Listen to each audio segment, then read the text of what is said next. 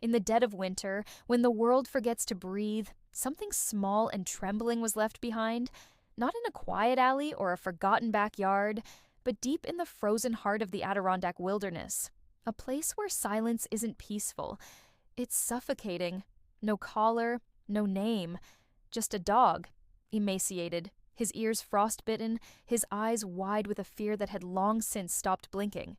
He'd been dumped like trash on the side of a logging road, the roar of an engine fading into the snowstorm that swallowed everything whole. For 3 long days, he survived on nothing but melted snow and raw instinct. On the 4th day, he stopped moving. Not because he gave up, but because his body had absolutely nothing left to give. But fate doesn't always wear a gentle face. Miles away, a retired search and rescue volunteer named Daniel Carter sat alone in his cabin, nursing coffee that had gone cold. He hadn't answered a call in over a year, not since the avalanche that took his partner. And with him, Daniel's will to keep looking. That night, something pulled him outside. It wasn't a radio call.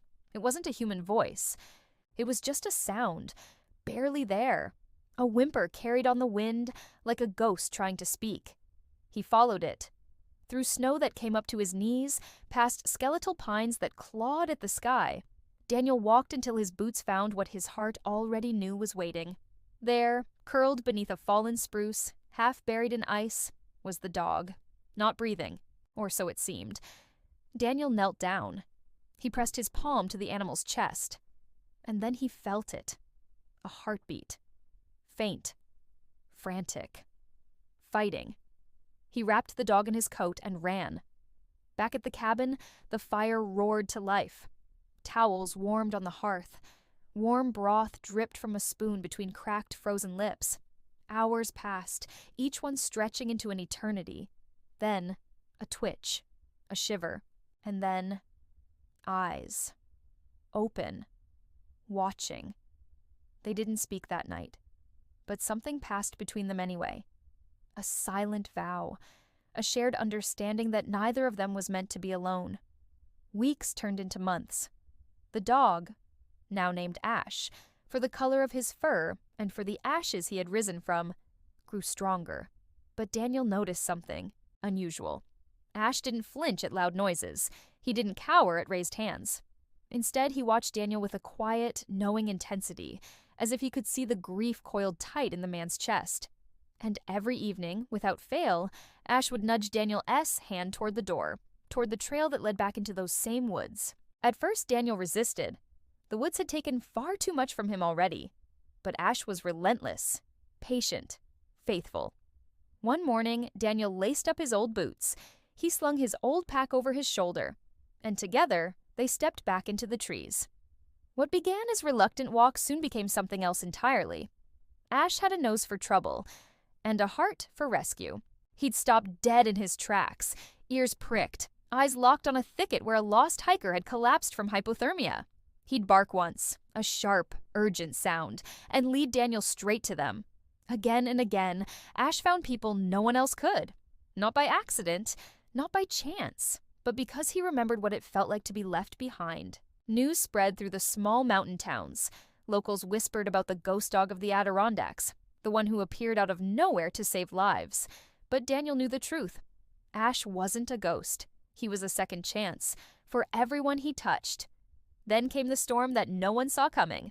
A late spring blizzard slammed the region with hurricane-force winds and whiteout conditions. A family of 4, 2 adults, 2 children, vanished on a day hike near Eagle's Crag. Search teams were grounded. Helicopters couldn't fly. Hope dwindled with every passing hour. Daniel stood at his window, watching the snow devour the world. Ash sat beside him, tense, alert, his tail rigid. "You want to go out there?" Daniel asked, his voice rough with emotion. Ash didn't bark. He just stared into the storm and stepped toward the door. What followed was a journey few would survive. Winds howled like wolves, visibility dropped to mere inches. But Ash moved with an uncanny certainty, as if the forest itself whispered directions in his ear. Hours bled together. Frost coated Daniel's beard, his fingers went numb. Doubt began to creep in, cold and sharp, until Ash stopped, not at a trail marker, not at a landmark, but at the base of a collapsed snow cave. buried beneath 6 feet of fresh powder. And there, muffled but unmistakable, children's cries. Daniel dug with his bare hands until his knuckles bled. Ash barked into the void, a beacon of hope in the white silence. And when the first child emerged, blue-lipped, shaking, but alive, the look in her eyes said everything. You came for us. All 4 of them survived, because of a dog that no one wanted. After that, the world tried to claim Ash as a hero. News vans lined the road. Offers poured in. Book deals, documentaries, even a medal from the governor. But Daniel turned them all down. He's not a symbol, he told a reporter who wouldn't leave. He's family. And that was that. Today, if you drive past the old Carter cabin, you might see 2 figures on the porch. One gray-haired, one gray-furred. Both quiet, both watching the trees, waiting. Not for danger, but for the next soul who might need saving. Because sometimes, the ones we abandon become the ones who rescue us. And in the stillness between heartbeats, in the hush just before dawn, you can still hear it. The echo of paws on snow, the whisper of loyalty that refuses to die, the quiet truth that love doesn't need words, only presence. Ash didn't just survive the wilderness, he taught us how to live in it, together. Thank you so much for watching.